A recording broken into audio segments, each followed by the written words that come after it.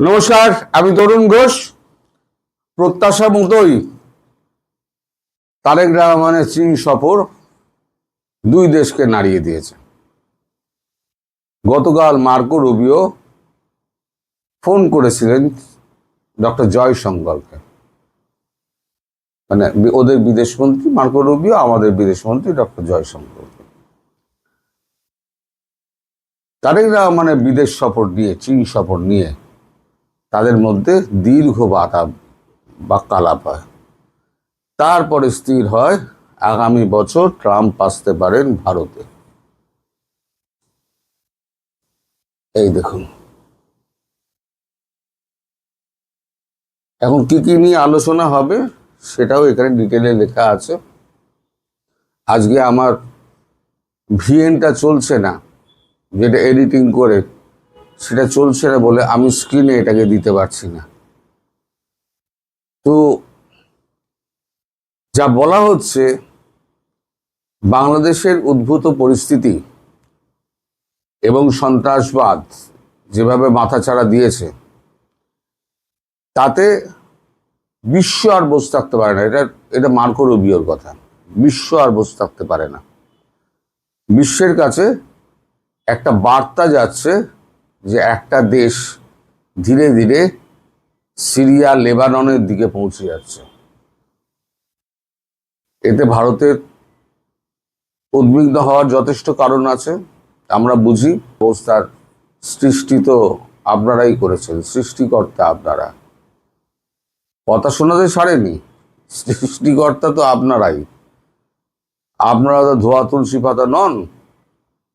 আপনারা এই সমস্ত কর্মকাণ্ড করে সিআইএকে দিয়ে, ডোনাল্ডুকে দিয়ে একটা সরকারকে উচ্ছেদ করে একটা শান্ত দেশকে আপনারা অশান্ত করে দিয়ে এখন আপনারা ভারতের সঙ্গে আলোচনা করার জন্য আসতে চাইছেন। আসুন, তাতে আমাদের কোনো আপত্তি নেই। মার্কো রুবিও ওই পথে আর না গিয়ে তারপর বলেন চীন সফরকে আপনারা কিভাবে দেখছেন, মানে তারেক রহমানের চীন সফরকে। তখন মার্কো রুবিওকে জয়শঙ্করজি বলেছেন যে এখনো এ বিষয়ে তো তেমন কোনো চুক্তি তো হয়নি, যেমন তিস্তা মহাপ্রকল্প, সে বিষয়ে কোনো চুক্তি হয়নি, বিমান কেনা নিয়ে চুক্তি হয়নি।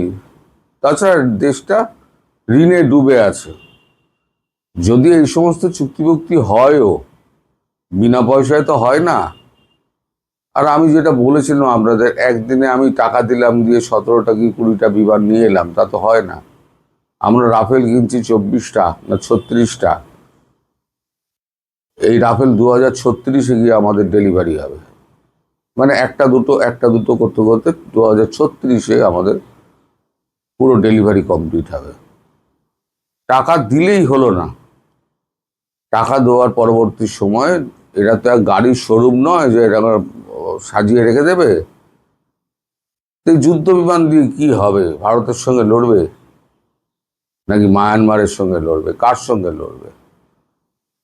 বাংলাদেশ সেনাবাহিনীর কি সেই শক্তি রয়েছে, সেই গোলা বারুদ রয়েছে? সে প্রশ্নকে আমি দূরে ঠেলে রাখছি। এখন বর্তমানে যে অবস্থার সৃষ্টি হয়েছে, আমি কালকে যেটা থাম্বনেলে দিয়েছিলাম যে বাসে তেল লাগানো হচ্ছে, দেখুন তেলটা কিন্তু লাগানো হচ্ছে। এখন কিন্তু এই তেল কিন্তু বাঁশ। এখন কিভাবে পশ্চাৎ দেশে পতিত হবে সে আমি জানি না, তবে কিছু একটা বড় সড়ো হতে পারে।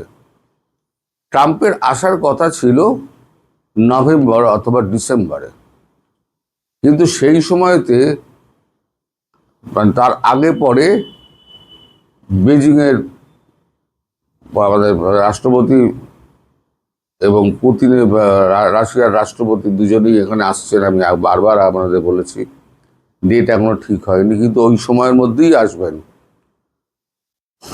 G7-এর কথা, G7 বলছি, আমাদের RIC এবং ব্রিক্সের ব্যাপারে।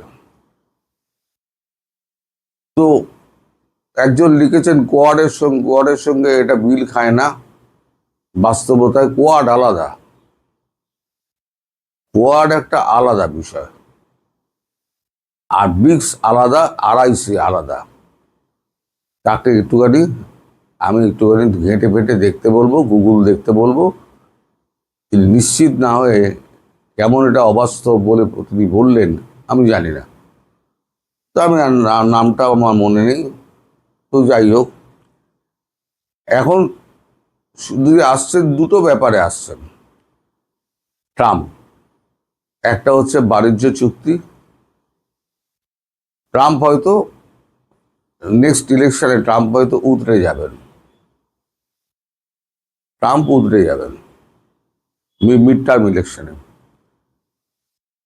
এখন তার কাছে একটা বড় সমস্যা হয়ে গেছে এই বাণিজ্য চুক্তি।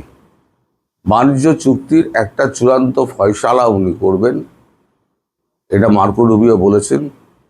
আর দ্বিতীয় হচ্ছে, এবার মুখে নয়, এবার চুক্তি করা হবে বাংলাদেশ এবং বাংলাদেশের ব্যাপারে ভারত ও আমেরিকার মধ্যে লিখিত চুক্তি, মানে যৌথভাবে একটা সিদ্ধান্ত নিয়ে বা একটা কিছু করে বাংলাদেশকে ঠান্ডা করা। এটা হচ্ছে মোটামুটি ট্রাম্পের সফরের যে বিবরণী, সেই বিবরণী এই কাগজটার মধ্যে লেখা রয়েছে। যে কাগজটা আমি বারবার পড়লে পরে অনেকেই আমাকে বলে যে আপনি বারবার পড়ে সময় নষ্ট করেন, আপনি নিজের ভাষায় বলুন না। আমি ওই জন্য তাদের কথা, দর্শকরা হচ্ছে ভগবান, তাদের কথা সবসময় শুনতে হবে। দর্শক যদি বলে আপনি সারাংশ বলুন, আমি সারাংশই বলে দেবো। দর্শক যদি বলে না আপনি পেপার কাটিং দিয়ে আমার দেখান, যদিও আজকে আমি দিতে পারবো না, কারণ ভিএনটা খারাপ মানে কি, ওটাকে আনইনস্টল করে আবার ইনস্টল করতে হবে, নইলে পরে গন্ডগোল হচ্ছে। তো তারেক রহমান তো পেলেন না, কিছুই হাতে এলো না। কিছু প্রতিশ্রুতি এসছে, যে প্রতিশ্রুতি বাস্তবায়ন হওয়া অত্যন্ত কঠিন। আর কিছু বাজে প্রতিশ্রুতি, মান্ডারিন ভাষা শিখে কি হবে? কর্মসংস্থান, আমরা বৈদ্যুতিক সহযোগিতা, মান্ডারিন ভাষা শিখে কি হবে? কর্মসংস্থানের ব্যাপারটা আপনি শিখে তুলে রাখুন। কারণ চীনে এখন যে অর্থনৈতিক অবস্থা, বিভিন্ন আছে ভুতুরে সিটি হয়ে রয়েছে, ফ্ল্যাট বিক্রি হচ্ছে না, ব্যাংকগুলো দেউলিয়া হয়ে গেছে। চীনের অবস্থা কিন্তু, অর্থনৈতিক অবস্থা কিন্তু খুব ভালো নয়। সেক্ষেত্রে চীন যে টাকা দেবে না, সে কথা কিন্তু আমি আগেই বলেছিলাম। এখন যতই আপনাদের সরকার, বাংলাদেশ সরকার যতই ড্রাম পেটাক না কেন, বাস্তবতা এটা যে আপনাদের মূলও ধরিয়ে দিয়েছে।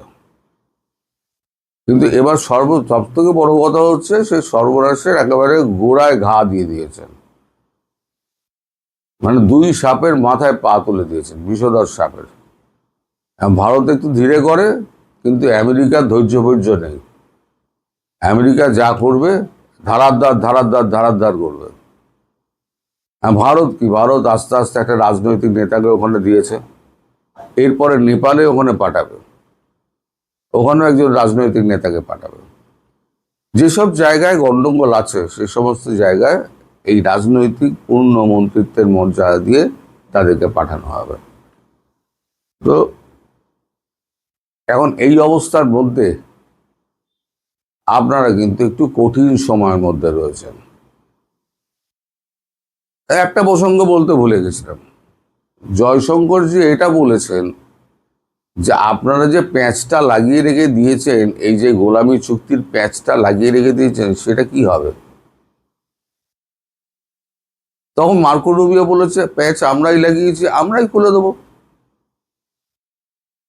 যখন সময় আসবে তখন আমরাই তুলে দেবো বা খুলে দেবো, কিছু একটা বলেছেন আর কি, যেটা এখানে পরিষ্কার করে লেখা হয়নি। শুধু লেখা হয়েছে